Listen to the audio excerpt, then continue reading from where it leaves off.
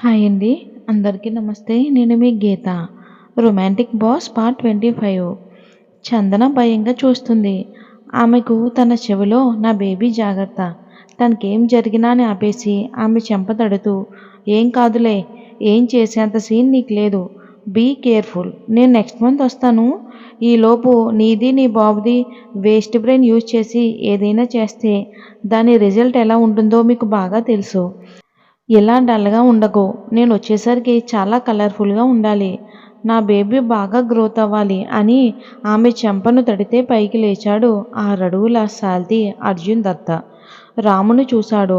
గజగజ వణుకుతున్నాడు రాము. అతని వైపు ఒక శాడిస్టిక్ స్మైల్ విసిరాడు. అతని ఈవిల్ స్మైల్ వెనక ఉండే ప్రళయం రాముకి అనుభవం కదా! అందుకే గుండెను అరచేతితో పట్టుకున్నాడు. ఇంకో కన్నింగ్ స్మైల్‌ను నిఖిల్‌కి ఇచ్చాడు. ఎవరికీ అదరని బెదరని మన బీస్ట్ బాబు ఆ శాడిస్టిక్ హీరోకు భయపడ్డాడు. ఇక గాగుల్స్ తీసి చేత్తో ముక్కు రుద్దుకుంటూ ఏరా ఏదో అన్నావు అని బేస్ వాయిస్తో అడిగాడు అర్జున్ నిఖిల్ని. నిఖిల్ గుటకలు మింగుతూ బావా బావా అంటున్నాడు. కానీ మాటలు రావడం లేదు. ఎదురుగా ఉంది ఒక లయన్. కింద తడవడం తప్ప మాట రాదు. ఇక నిఖిత కళ్ళు చిన్నవి చేసి చూసి నిఖిల్ వైపు చూడగానే ఏం చెప్పాలో అర్థం కాలేదు. బావా తను నా నా వైఫు అని చెప్పగానే రాము కోపం నశాలానికి అంటింది. చందన ఇంకా కోపంగా నిఖిల్ని చూస్తుంది. శాంత అయోమయంగా చూస్తుంది. మన హీరో బాబు ముఖంలో ఇంకో సర్కాస్టిక్ స్మైల్ మెరిసి ఒక ముద్దుగా అందంగా కనబడుతున్నాడు. నేమ్ సింగిల్ ఓల్డ్ అని అడిగాడు. నిఖితా బావా నా పిఏగా అపాయింట్మెంట్ చేసుకున్నాను. అదే Sanjay uncle friend Venkatrao Bharati uncle వాళ్ళ డాటర్ అని అన్నాడు కొంచెం తడబడుతూ. అర్జున్ ముఖంలో కొంచెం స్మైల్ వచ్చింది. వాట్ నిజమా అని కొంచెం షాక్ అవుతూ నిఖిత తల నిమిరాడు. అవును అని తల ఊపింది. పిచ్చిపిల్లకు ఏమీ తెలియదు కదా. నిఖిల్ వెంకట్రావు అంకుల్ బిడ్డ అనగానే ఇంకా కోపంగా మారింది రాము చందన మొహం. శాంత మొహంలో నవ్వు వెల్లువిరిసింది. నిఖిత తల నిమిరి డాడీ హెల్త్ ఎలా ఉంది అని అడిగాడు. బాగుందని తల అడ్డంగా నిలువుగా ఊపుతుంది. అసలే నిఖిత షాక్లో ఉంది. అల్లరి చిరంజీవి అన్న అనుకుంటే డైనోసార్ అన్న ఉండేసరికి ఈ చెల్లి షాక్లో ఫ్యూజులు ఎగిరిపోయాయిలేండి. ఓకేమ్మా డాడీని నెక్స్ట్ టైం మీట్ అవుతాను అని చెప్పాడు. తల ఊపింది. ఈజిటింగ్ కార్డ్ ఇచ్చి వాడు నిఖిల్ ఏదైనా అంటే నాకు కాల్ చేయి కేర్ఫుల్ అని తల నిమిరి ఫోన్ వైబ్రేట్ అవుతూ ఉంటే అది చూసి కాల్ కట్ చేసి అర్జున్ సడన్గా చందన వైపు చూడగానే దెబ్బకు జడుసుకుంది. బెడ్కి ఆనుకుని పప్పీలా ముడుచుకుని పడుకుంది మన బేబీ. ఆమె ముందుకు వచ్చాడు అర్జున్. ఇక బేబీకి భయంతో జ్వరం వచ్చేలా ఉంది. బేబీకి ముద్దిస్తాడా లేక చెంప చల్లుమంటుందా?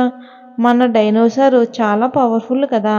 ఇక ఆమె ముందుకు వచ్చి కూర్చుని చిన్నగా చెంప మీద తడుతూ ఉన్నాడు.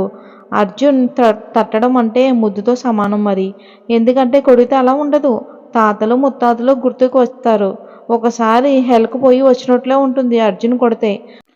ఇక మన బాబు స్టైల్లో అలా కొట్టడమే ముద్దుతో సమానం. ఇక లిప్ కిస్‌ను ఫ్యూచర్‌లో చూపిస్తారులేండి. అది బీస్ట్ కూడా తట్టుకోలేనంత ఘాటుగా ఉంటుంది. భయంగా అతన్ని చూస్తుంది బీస్ట్ బేబీ.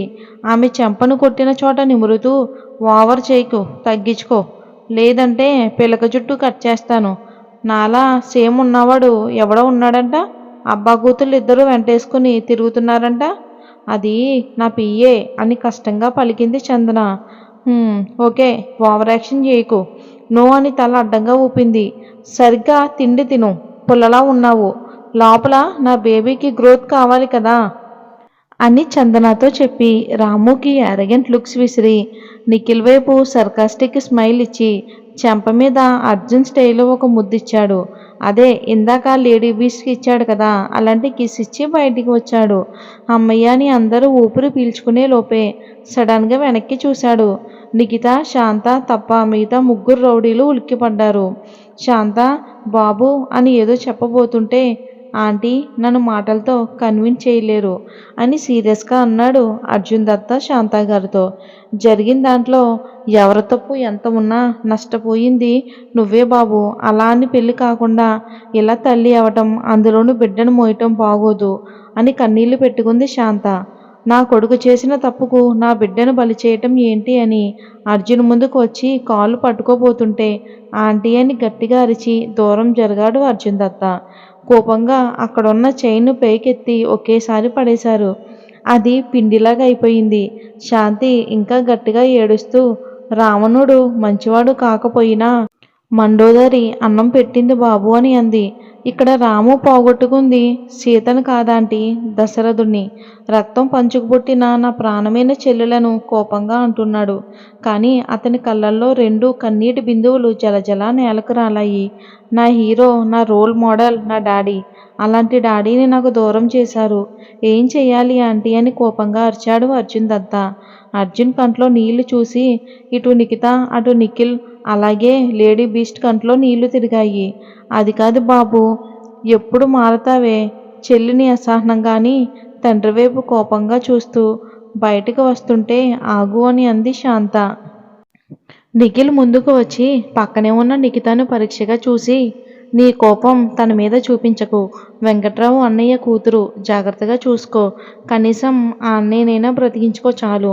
నా కడుపులో బాధ కాస్తైనా చల్లారుతుంది అని శాంత మెడలో ఉన్న సన్నటి హారం, చేతి గాజులు తీసి నిఖితాకు వేసింది.